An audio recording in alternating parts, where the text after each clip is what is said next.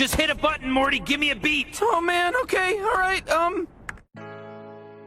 Who should Leicester sign to become an established top 4 side? In this video I will be looking at the players Leicester should be bringing in this summer in order to allow them to finish in the top 4 next season and build a squad to challenge for the title over the next 3 or 4 seasons. So before getting into the players, where do Leicester need to improve? Well, Leicester already have a pretty good squad, and I'd say probably the 4th best in the Premier League right now, with a lot of developing players who can improve dramatically over the next few seasons, accompanied with one of the best managers in the league in Brendan Rodgers. Soyuncu, Pereira, Chiwell, Ndidi, Tielemans, Maddison and Harvey Barnes are all going to be first team players for the next 3 or 4 seasons, with them all having potential to be top class players. I imagine that Leicester could probably spend around £50 million net this summer, and around £20 million could be raised from selling Kelechi Iheanacho, and around £10 million from Fiorentina, making Russia Gazelle's loan deal permanent, taking the total budget to around £80 million. Johnny Evans is aging, so Leicester should look to bring in a ball-playing centre-back to play alongside Soyuncu, who could play in a high defensive line as a front-foot defender, moving from the back line to anticipate passes. This is because Soyuncu is better suited to playing the role of a covering centre-back, sitting behind his centre-back partner when he pushes out of the back line, anticipating through balls into the space left, and using his recovery pace and tackling ability to stop an opportunity developing. The man I'd look to bring in would be Celtic's 22-year-old Norwegian centre-back Kristoffer Ayoze, who has just 2 years left on his contract and would probably cost around £20 million. Ayoze is a powerful quick defender standing at 6'6". He's an excellent front foot defender as well, having the ability to read passes into the forward and step out affirmatively to make the interception. He also has the required pace to play in a high defensive line, as similar to Soyuncu, who's very good at racing across to confront wide players in the channels, which is an asset needed from a centre back playing alongside offensive fullbacks like Chiwell and Pereira are. Ayoze would also bring the ball playing ability, as he can dribble out from the defensive third with the ball and use his long range passing ability to find players in between the lines and find players in high and wide positions. This will take Brendan Rodgers' possession system to another level, allowing them to play through an aggressive opposition press and move the ball forward into the final third more effectively.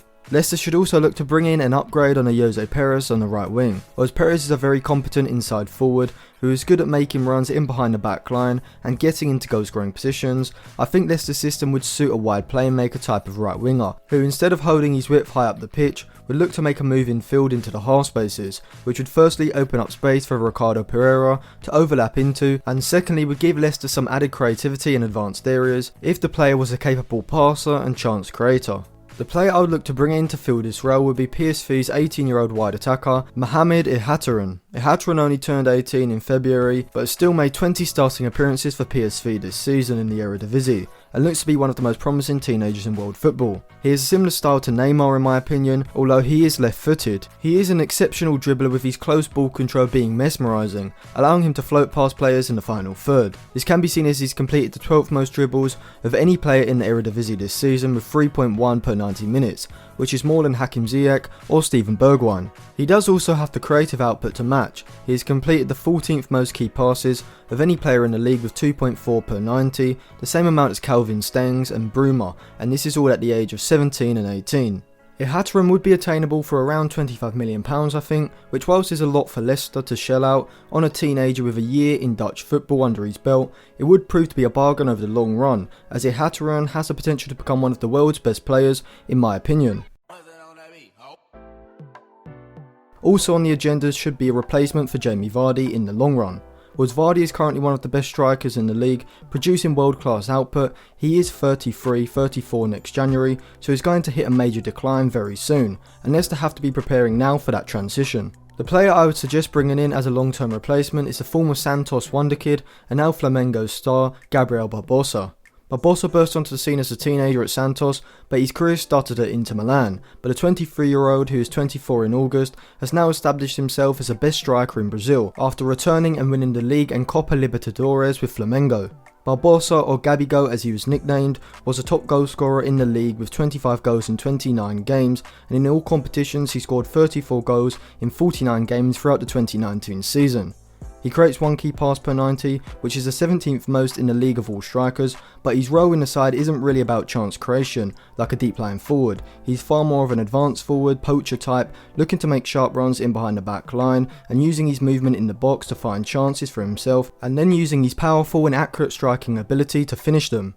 BARBOSA is very composed in front of goal, especially in one-on-ones, having the ability to dink the goalkeeper or slot the ball into the corner for a finish without panicking, which is a similar trait to Jamie Vardy. He has 3.49 shots per 90 and an XG of 0.6 per 90, but has scored 0.78 goals per 90, which is an overperformance of 0.18 per 90 minutes, showing that he's a clinical finisher who also has the ability of creating chances for himself and getting into goal scoring positions. BARBOSA could be deployed from the right as an inside forward if Vardy played as a frontman, as the Brazilian does tend to drift into wide areas from where he can look to link with the attackers around the box or move the ball inside onto his left foot.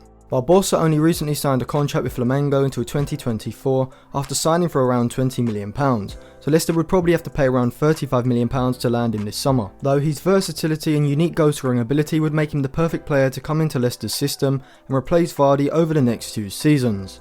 So in terms of rating these 3 players, I don't know if any of you know how my rating system works, but check out my previous videos where I explain it, or go follow my Instagram. I would give Ayoze a 6.4 for current ability, which is firmly in the Europa League class category, and I do think he has the attributes to become a world class ball playing centre back, which is why I'd give him an 8.5 for potential ability. For Ihattaren, I'd give him a 6.5 for current ability, which is extremely impressive considering he's just 18, but he is putting up numbers that have him competing with some of the top wide players in the Eredivisie. His potential is enormous and he can be one of the best players in the world in my opinion, which is why I'd give him a 9.4 for potential ability, which is extraordinarily high.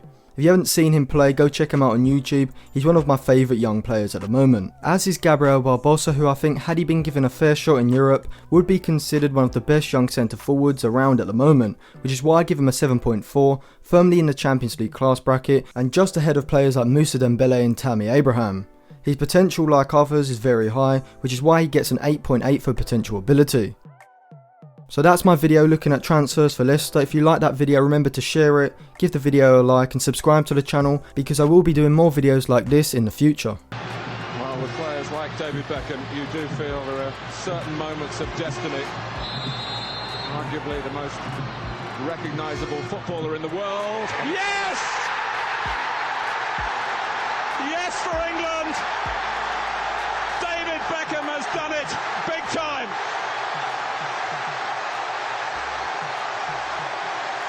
Well, if anyone asks you why football keeps people coming back and coming back, then you've had it all today.